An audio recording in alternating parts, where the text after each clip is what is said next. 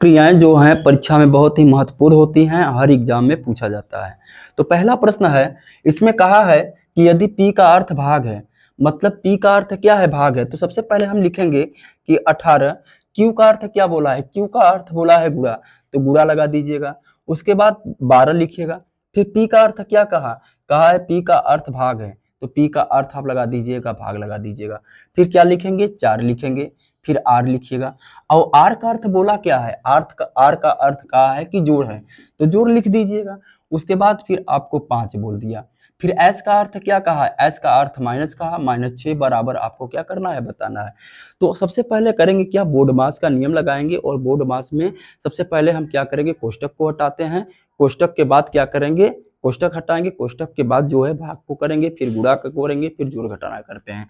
तो इसमें सबसे पहले क्या करेंगे, भाग देंगे।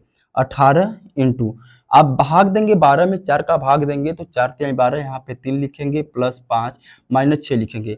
अब 18 का 3 में गुणा कर देंगे, तो 18 3 54 होता है, 54 लिखेंगे, और इसको घटा देंगे तो -1 आ जाएगा। 54 में से 1 घटा देंगे तो आपको मिलेगा 53, और राइट आंसर आपका क्या हो जाएगा, सी हो जाएगा। ठीक है, कोई दिक्कत का अर्थ है भाग। प्लस का अर्थ क्या बोला है, प्लस का अर्थ बोला है कि भाग। उसके बाद गुणा का अर्थ क्या बोला, गुणा का अर्थ बोल दिया, माइनस बोल दिया।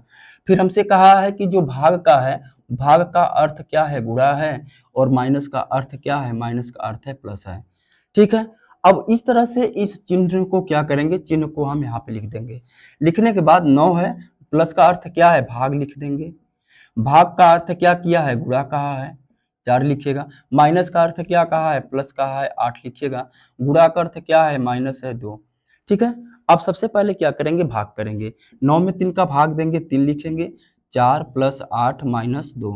4 का 3 में गुणा कर देंगे, 4 3 12 हो जाएगा। 8 में से आप 2 घटा दीजिएगा, 6 मिलेगा। 12 और 6 आपका हो जाएगा 18, जो कि राइट नंबर, ए नंबर सही हो जाएगा। ठीक है।